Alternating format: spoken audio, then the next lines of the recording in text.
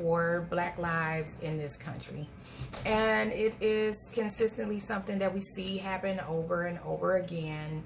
And I know here in St. Louis back in 2014, we had the Michael Brown incident. I was able to go out and participate in some of those protests, you know, wanting to feel like I'm doing my part in making a difference. And we all kind of know how that played out and what ended up happening with that police officer. And so we have a few recent incidents. Not going to go into great detail because I'm sure everybody's already been seeing this everywhere. But we have a Black man jogging, you know, murdered while out for a jog.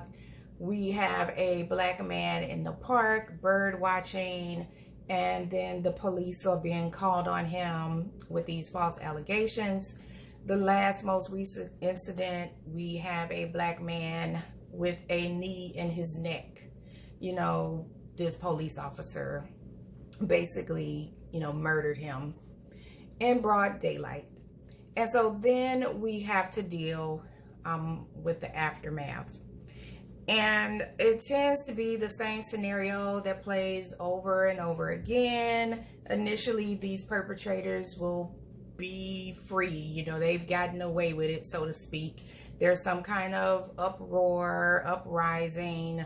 We have a press conference, you know, we have the people, political officials, and we see the same scenario. They're standing there at the podium, they got the little microphone, they got the people behind them, they go through the whole thing, they are outraged, and if some wrongdoing has occurred, you know, they want to see these people pay for it. And people kind of get their hopes up, thinking maybe something is going to happen, and typically it kind of plays out the same way. And what we have in terms of looking at it from a mental health standpoint is being faced consistently with racial trauma, racial fatigue. It is very tiring. It's very exhausting. And these kind of things over time can lead to depression, anxiety, people having suicidal ideation, just living in a country and living in a world where just being Black is so much work. And you know, like for instance, I know if I'm driving and I see the police pull up behind me, it's an anxiety there. Like, you know, what are they behind me for? Hopefully they don't pull me over. So just being Black in America brings different stress and different conditions that non-Black people don't have to deal with. And what I kind of see happening is on social media. Of course, it's a blessing and it's a curse. It's where we get our information, it's where we can interact and we can connect with people who are feeling the same way. But I also see sometimes where it can just be an information overload. And every time you get on there, somebody else has a post about this, they have a post about that. So it's a good thing in terms of the information and kind of talking with people about your emotions, but it can become a negative thing when it's too much. So I just think sometimes people kind of need to pull back and pull away from the social media when you start feeling that it's too much and it's stressing you out. And you can start to have physical symptoms. You might have a headache, your stomach might hurt, you just feel sick. It's problems sleeping and things like that.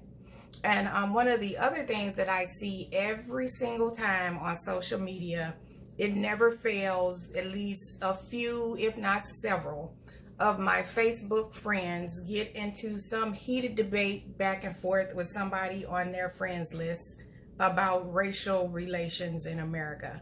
And from what I see, it's typically some insignificant random person that doesn't even contact them otherwise with other posts. But they come from out of nowhere and they have all these opinions and it becomes a heated debate. It might be a former classmate, a former, maybe even a current coworker, and they kind of get themselves all worked up and go through the whole thing. And I just say for that, in terms of your mental health, that is absolutely exhausting. Say what you have to say and be done with it. Maybe not even say anything. You might delete the person, but what I find is that these kind of people are typically not worth the time and the energy. They don't want to be educated. They don't want to learn. They kind of just insert themselves almost as a way to see how you're going to react, and it becomes a source of entertainment for them. So I really just wouldn't waste my time engaging in those kind of things. And that's just a tip kind of from the mental health standpoint. And just knowing it's not really your responsibility to try to educate people who really don't want to be educated, and at the end of the conversation they're not going to really understand anything any better because they don't want to. Then we kind of sometimes get in this debate amongst ourselves about, why are people looting? I don't understand this. I don't understand that. And I think to kind of just pull back from that and recognize and understand that people have their own experiences and people have to do what they feel like they can do. And I'm not going to make a stance on whether I'm for or against the looting. I just feel that people do what they feel they can. And I can understand the anger, the rage, the frustration, knowing that they do not see us and that we are invisible until it suits their purpose. So it's kind of taking it into perspective, saying it doesn't help or it doesn't work, but it does at least bring some attention to the situation. So I would say do what you can do. Stay away from trying to judge or rationalize why other people are doing what they're doing. Stay in a safe place and do what you need to do to take care of yourself. And part of being in a safe place is reaching out and talking to people who walk the same walk that you do, that live the same reality, that can understand where you're coming from. Because right now you don't need the extra of trying to explain yourself to somebody else. And if somebody begins that conversation, feel okay with just cutting that off and walking away.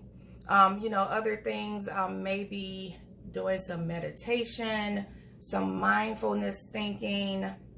And I'm not going to go into a whole lot about that, but I'm kind of just the slow, deep breathing, counting backwards from 5, centering yourself and wanting to focus on something else. Imagery meditation, where you can actually visualize a place, a person, a thing that brings you joy, makes you happy. Kind of concentrate on that. I also find, music therapy a good thing. You like to listen to music and kind of just get yourself in a different kind of space and step away from feeling some of the trauma and feeling some of the backlash. There's always just physical movement, moving around, get up and walk around. With quarantine right now, I know I'm still in the house, but if you're feeling like going outside, taking a walk, or just doing some physical activity that kind of helps your body and your mind get in a different space. And then always you can do positive affirmations, mantras. It might be a Bible verse, something you can kind of say to yourself to bring you back to a positive space. But overall, just recognizing and understanding, this is a trauma, making sure that you do take care of yourself, that you are not allowing it to build up into it's a dangerous situation of anger and violence and things like that. And of course, reaching out for professional help if you feel like you need to do that. So this is Dr. Stacy. My website is beingdrstacy.com. I'm on all social media at beingdrstacy, Instagram, Facebook, my YouTube channel. So this is Dr. Stacy, and remember to love yourself and take care of you.